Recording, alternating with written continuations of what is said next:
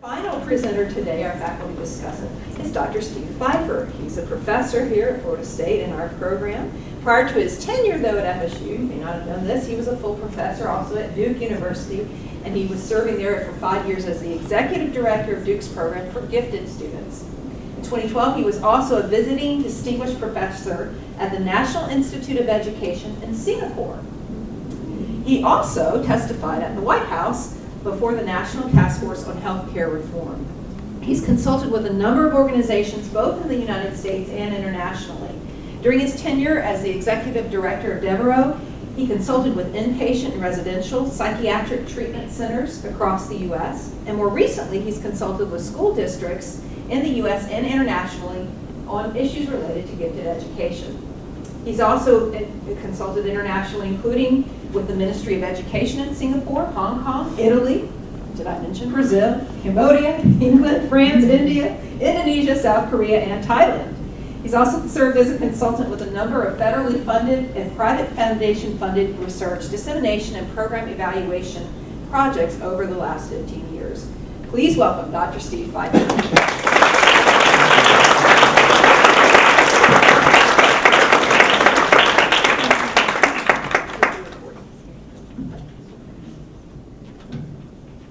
Thank you for that invitation, and good morning, everyone. It's really wonderful to see so many faces of students and alums and faculty and former faculty, and in particular the two speakers today. It was really gratifying to hear their stories. One who was a student that I had in class and worked with, the other I don't know, but I really enjoyed your presentation.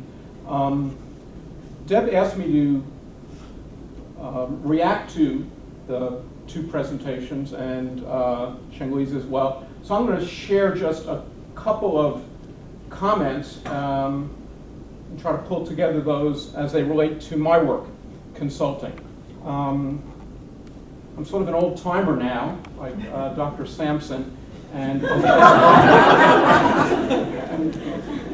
sort of the same age, and as I think back, my early interest in consulting, I didn't have a great appreciation for it. I really wanted to be a psychotherapist, but I was in New York at Fordham University as a beginning assistant professor, and a colleague, a mentor of mine, who was a professor at Rutgers, invited me to work with him on a monograph. So we got to know one another. His name's Charlie Marr. And Charlie, who was an expert in group, started sharing with me that he was a consultant for the New York Yankees and the New York Giants. Well, I'm a New York City boy, and I was really excited to hear about his consulting work with two teams that, from really the 1950s, I grew up loving.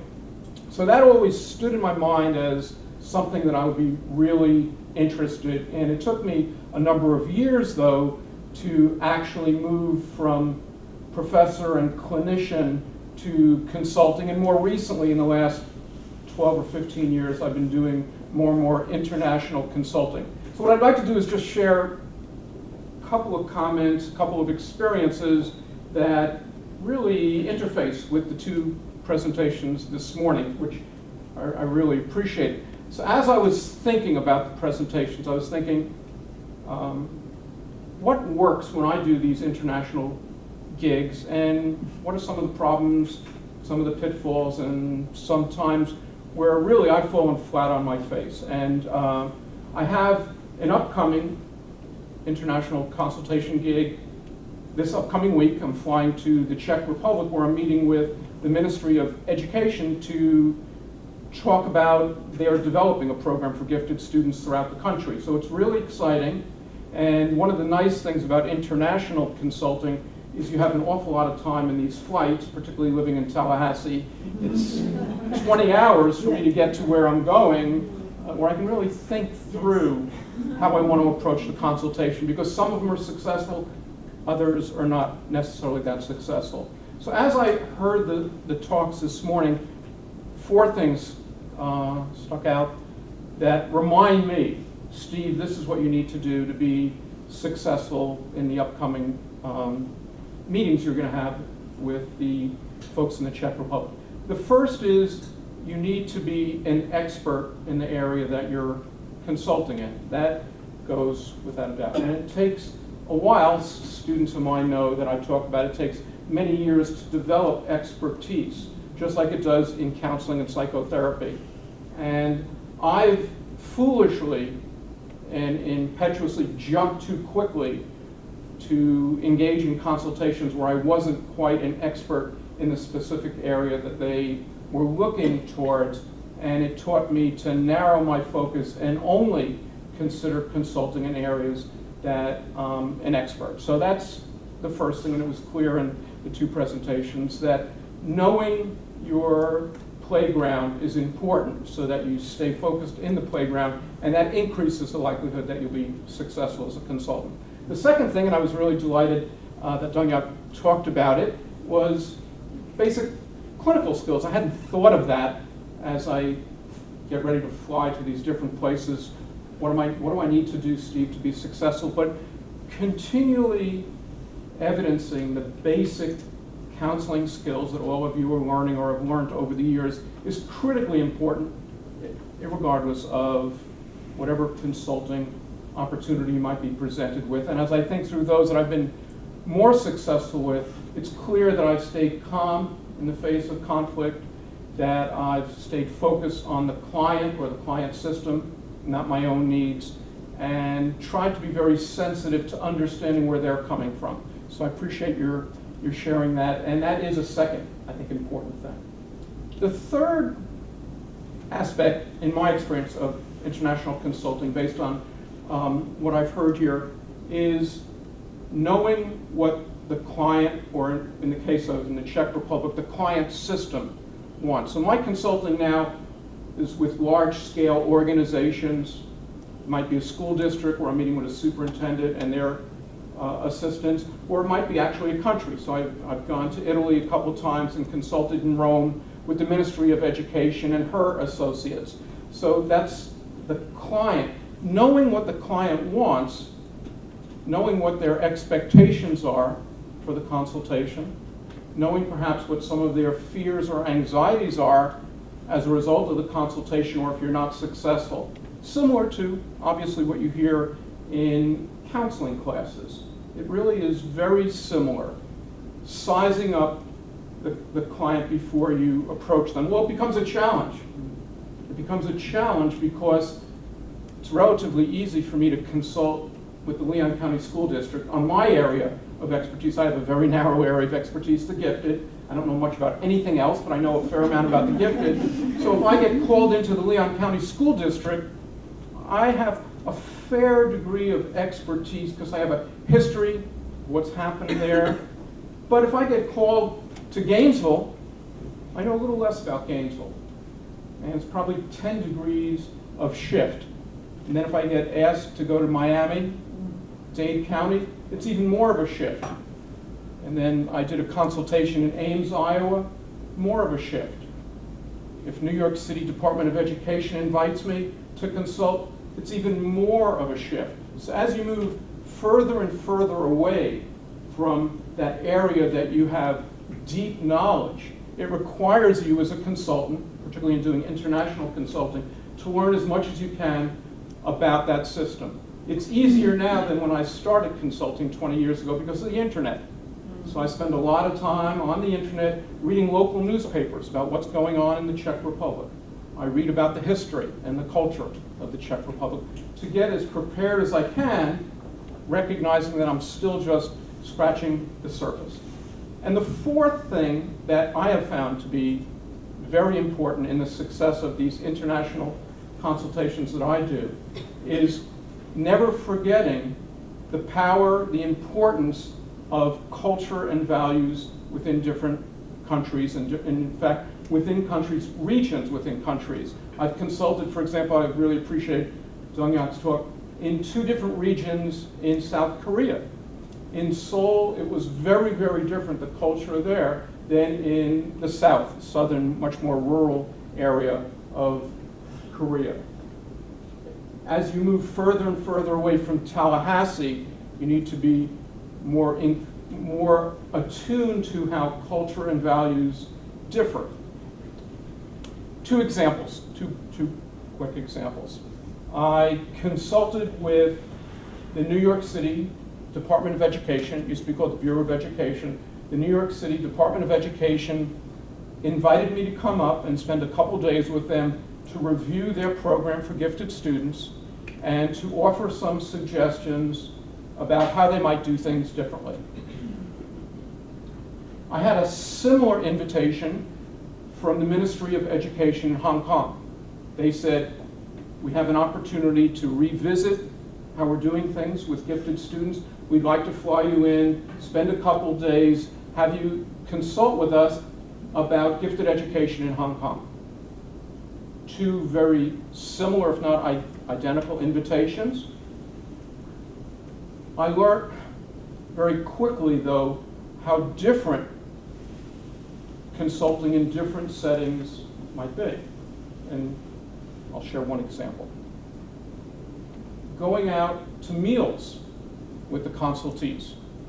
So going out with the folks in the New York City Department of Education, this was the Commissioner of Education and the Commissioner's associates, directors of all different divisions, Division of Curriculum and Instruction, Division of Testing and Assessment, et cetera, et cetera, et cetera. So we went out for lunch. I got there the night before, stayed in a hotel, had a morning meeting with the commissioner, and then we went out to lunch. Any ideas about how crazy a meal could be in New York City with New Yorkers? We went to a delicatessen, a well-known deli. It was noisy as could be. The commissioner didn't want to waste any time. He said, Steve, you know, you've spent the morning with us. What do you think? That broke my second rule of not having a deep knowledge of the client system, and the context. But he put me on the spot. Just at the time, Joel, he had formerly worked with Bill Clinton in his office, left the Clinton administration, was Director of Education, and he wanted to hear from me. And he wanted to hear from me now. And I was very cautious and tentative, and threw out a couple of suggested ideas for how they might modify how they define gifted students, how they might slightly change going about identifying and assessing students, how they might consider alternative programs for very bright students rather than one size fits all. There were about 12 different associate commissioners at the table. As soon as I was done, well, not even really as soon as I was done, as I was still talking, one, then a second, then a third of the associate commissioners interrupted me and shared their opinions. It was a loud, raucous lunch. It was amazing. Did we accomplish anything? You know, in terms of what Joel, who invited me in, yeah, I think that was what he had expected. It was part of the culture in New York City, the culture within their organization, within the context of New York City. It shook me up for the next couple of hours. I had not seen folks argue so openly, but they were quite friendly after when we were walking back to education. Okay, scene 2. Almost identical invitation, Hong Kong. I'm meeting with the Commissioner of Education for Hong Kong. He reports to China, and his associates. We're having lunch at a very fancy, lovely 5-star hotel, the restaurant and the lunch. I had maybe 3 months before I'd come back from New York City after this first visit, and I was surprised that they had invited me back for a follow-up because it was really a very difficult consultation. So I was still thinking about New York City, and here we were at lunch at this beautiful restaurant in this lovely hotel. And I figured, well, I might as well jump in because this is sort of what people are looking for. And I said, so you probably want to hear about because she had invited me because she had read an article I had written that was published in Chinese. I said, you probably want to hear about my thoughts about how we could change gifted education. And there was silence around the table. I had made a significant faux pas. I had one, not waited for the commissioner to speak, and two, this was not a time to talk business. And quite subtly, a couple of the people around the table sort of looked at me and, you're in quicksand. So I quickly, shut up. Decided I would look at the menu and see if I could identify anything that wasn't written in English that I might be interested in eating, and turned to the person who was next to me, she was very gracious, and she had met me at the airport the day before, and she shook her head. No. You don't order when you go out with the commissioner. The commissioner orders for everyone. Oh, okay, so I'm learning another thing now. I had a pastrami and chopped liver in the 2nd Avenue Deli in New York. I got exactly what I wanted, and I could have a chocolate shake, but that wasn't happening here. It was ordering for all of us, and we weren't going to talk business at this meal at all. 2 identical consultation invitations, 2 very, very different approaches to consultation based on culture, values, expectations in different settings.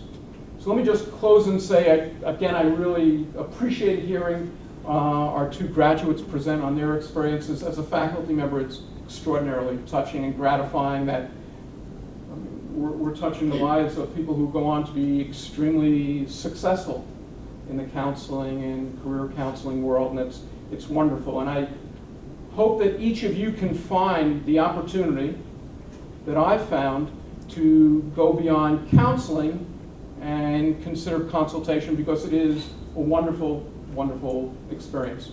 Thank you.